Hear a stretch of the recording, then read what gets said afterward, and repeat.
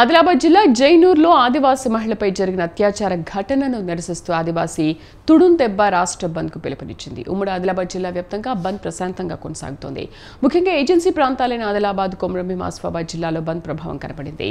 జైనూర్లో దారుణానికి పాల్పడిన వ్యక్తిని వెంటనే కఠినంగా శిక్షించాలని, ఏజెన్సీలో వలసవాదాన్ని నిరోధించాలని ఆదివాసీలు ప్రభుత్వాన్ని డిమాండ్ చేస్తున్నారు. ఇదే అంశంపై మరింత సమాచారం మా ప్రతినిధి గణేష్ అందిస్తారు. సముదాయాలు కావచ్చు అన్నీ కూడా సంపూర్ణంగా బంద్ అయితే కొనసాగుతుంది.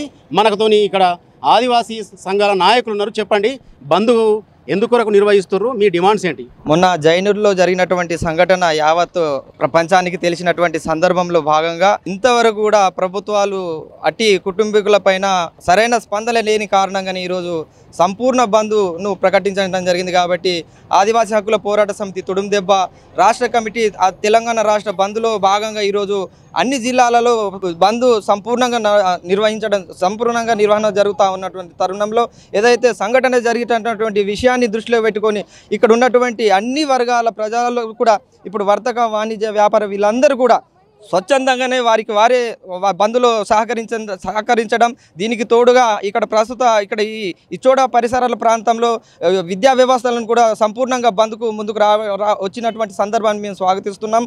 ఏది ఏమైనా కానీ ప్రభుత్వాలకు మేము పదే చెప్తా ఉన్నప్పటికీ కూడా సరైన స్పందన రాకపోవడానికి కారణంగానే ఈరోజు మేము తెలంగాణ రాష్ట్ర బంద్కు పిలుపునివ్వడం జరిగింది. కాబట్టి మేము ఒకటే తమరి ద్వారా ఈ ప్రభుత్వాలకు మేము విజ్ఞప్తి చేసేది ఏంటంటే, ఈ భారతదేశ రాజ్యాంగంలో 5వ 6వ షెడ్యూల్ ఉంది. కాబట్టి ఈ షెడ్యూల్లో ప్రత్యేక అధికారాలు తెలంగాణ రాష్ట్ర గవర్నర్కే ఉన్నాయి. కాబట్టి ఇప్పటివరకు కూడా గవర్నర్ ఈ విషయం పైన ఎటువంటి స్పందన లేదు. మరి ఇటువంటి స్పందన రాకపోనికి కారణంగానే ఈరోజు సంపూర్ణ బంద్లో మేము ముందుకు కొనసాగిస్తున్నటువంటి తరుణం. కాబట్టి తెలంగాణ రాష్ట్ర గవర్నర్ స్పందించాలా, ఈ తెలంగాణ రాష్ట్ర ప్రభుత్వం సీఎం గారు కూడా స్పందించాలి. కాబట్టి ఏది ఏమైనా కానీ మహిళ పైన అజ్ఞాత్యానికి పాల్పడిన ముగ్ధం పైన ఫాస్ట్ ట్రాక్ కోర్టు ద్వారా విచారణ చేపట్టి వెంటనే ఉరి తీసేంత వరకు మేము ఈ నిరంతర ఉద్యమానికి ముందుకు తీసుకెళ్ళడానికి మేము కంకణం కట్టుకున్నాం. కాబట్టి ఏదైతే ఆ మహిళకు ఆరోగ్య రక్షణ మరియు కుటుంబ రక్షణ పూర్తి బాధ్యత ఈ ప్రభుత్వాలే బాధ్యత వహించాలని చెప్పేసి తమరి ద్వారా ఈ ప్రభుత్వాలకి విజ్ఞప్తి చేస్తూ ఉన్నాం.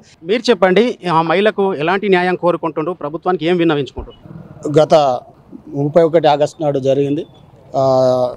అక్కడ జరిగిన సంఘటనే కాకుండా ఇంతకుముందు టేకం లక్ష్మీబాయి కూడా అలాగే అదే ప్రాంతంలో జరిగింది. ఆ విషయంలో కూడా ప్రభుత్వం నెమరు వేస్తూ పోయింది. అక్కడ కూడా న్యాయం జరగలేదు. అదే విషయానికి చూస్తే లీలాబాయికి న్యాయం జరగాలని, మగ్దూమ్కి ఉరి శిక్ష వేయాలని వెంటనే ఫాస్ట్ ట్రాక్ కోర్టును ఏర్పాటు చేసి అక్కడ ఆదివాసీలకు భరోసాని కల్పించాలి. మొదటగా జైనూర్ ప్రాంతంలో దాదాపుగా 72 మహిళలు, ఆదివాసీ మహిళలు, అమాయక మహిళలను ముస్లిం సోదరులు ఎవరైతే ఉన్నారో లోబర్చడం కానీ వాళ్ళని పెళ్ళిళ్ళు చేయటం కానీ చాలా తప్పు. అది ఎన్నో రోజుల నుంచి జరుగుతున్నది. ఇదే తరుణంలో నీలాబాయి ఘటన పైకి రావడం, దీని విషయంలో ఆదివాసీ సంఘాలు అప్రమత్తం అవ్వడం, దీనిపైన కొద్దిగా కోపానికి ఇది అయ్యి అక్కడ సంఘటన జరిగింది. తప్పకుండా ఒక ప్రభుత్వానికి ఒక మెసేజ్ అనేది పోయింది, ఇక్కడ ఆదివాసీలకు అన్యాయం జరిగింది, తప్పకుండా ఆదివాసులు ఇక్కడ ఎవరికి అన్యాయం చేయరు. వాళ్ళ అమాయకత్వాన్ని ఆసరా చేసుకొని ఇలాంటి వాళ్ళు ఆగత్యాలు చేసి ఇప్పుడు ఈరోజు ఈ దశకు తీసుకువచ్చారు. ఈ సంపూర్ణ బంద్కు అన్ని రంగాల వారు, అంటే పారిశ్రామిక కానీ ఇక్కడ ఉద్యోగ ఉపాధి అన్ని రంగాల వారు దీనికి మద్దతు తెలపడం మేము స్వాగతిస్తున్నాం.